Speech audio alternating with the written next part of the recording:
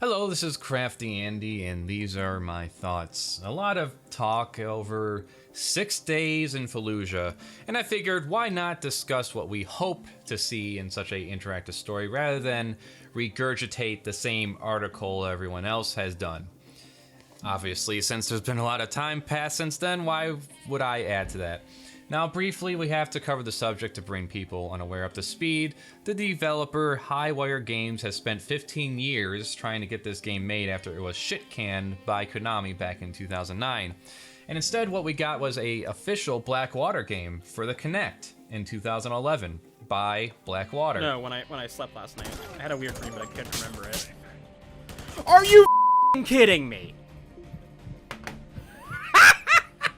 Now, the issue as of now hasn't been depicting the events of this battle, but the developers claiming they are not seeking to make political commentary on the event. Their stories will give the game its parallel storyline where players will take on the role of a father trying to lead his family to safety. That family story will overlap with US forces in the game. How is that not political? Jesus fucking Christ, like seriously, legitimately. We don't want to tell a political story. A full article is linked down below. If you look at the comments on the trailer for the game, a lot of people are hoping for a story campaign more along the lines of Spec Ops The Line, instead of yet another Call of Duty military Michael Bay job. Spec Ops The Line involves a story that does in fact show the tolls of war on civilians and the troops involved as best as it could, considering it wasn't exactly able to be marketed and funded as easily as the Call of Duty series that I haven't played since the first one. That all being said, why the ballless declaration of trying to play it neutral? You are interviewing soldiers, civilians, Iraqi insurgents, survivors of this event, and you're trying to say it's not political? Like some half-wit taffer? Politics is everything. It's not something that just happens once every 4 years. If you look at the basic definitions that we have, the art or science of government or governing, especially the governing of a political entity such as a nation, and the administration and control of its internal and external affairs, or the set of activities that are associated with making decisions in groups or other forms of power relations between individuals, such as the distribution of resources or status.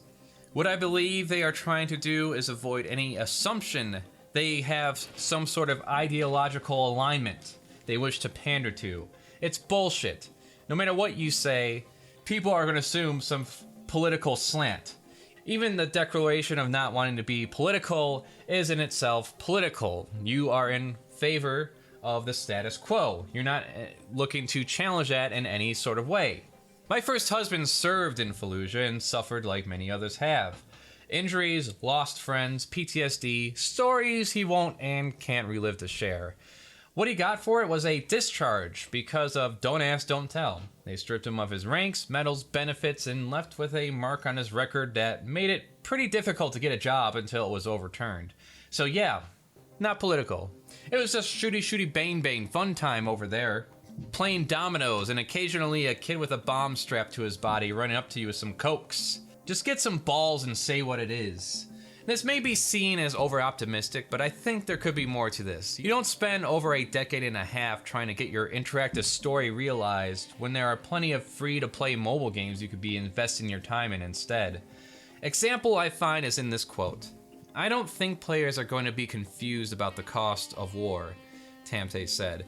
"I just don't think that they're going to walk away from the experience going, we need more war." I don't think that's something that the Marines and soldiers want as a message. I don't think that's something what the Iraqi civilians want as a message. I think people do need to understand the human cost of war.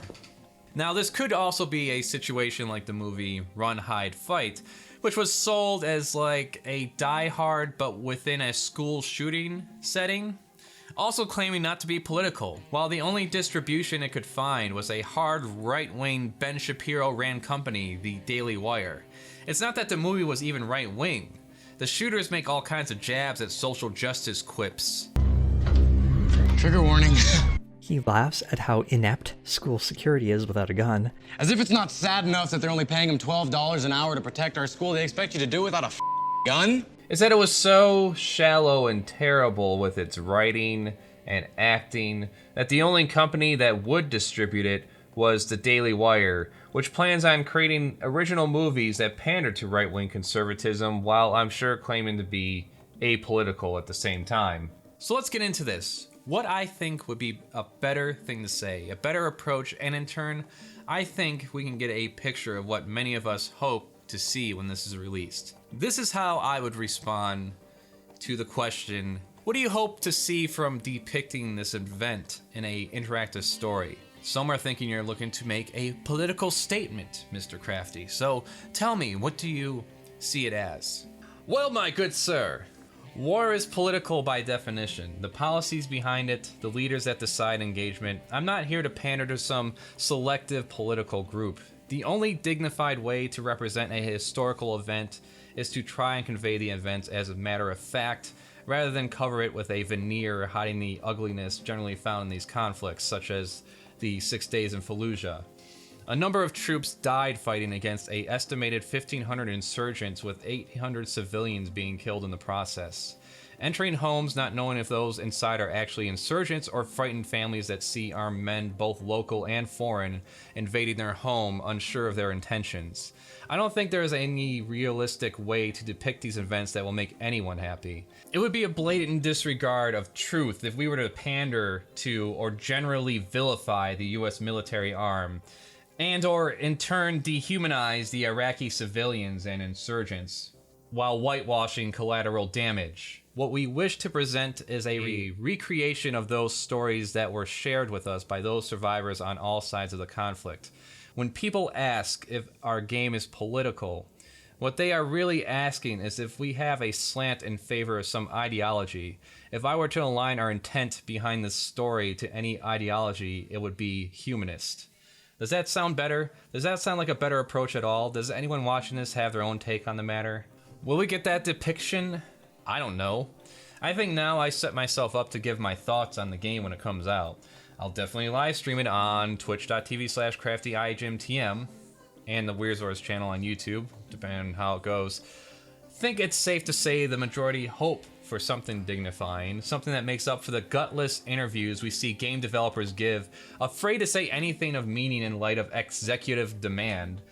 Why is it that the one game that keeps coming to my head is the freely distributed Super Columbine Massacre RPG, something that wasn't apologetic in its depictions, one that accurately depicted the events of Columbine and addressed the misconceptions believed to this day surrounding the event, with a single developer, Danny Ladon, not afraid to actually say what he thought of it? Other than Spec Ops The Line, why is that the only other example I can think of when it comes to video games seriously tackling real issues people in the real world face?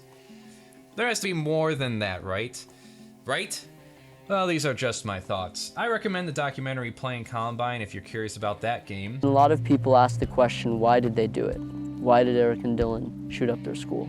They don't actually want the answer. Since YouTube thought the Let's Play of Super Columbine was too spicy, you'll be able to find it at StoryFire under Crafty Arts. If I end up playing 6 Days in Fallujah, it will be live under Twitch with highlights on that channel as well. I have art prints for sale, Patreon for early episodes and access to high-res downloads of finished art and sketchbooks. That is all. Till next week.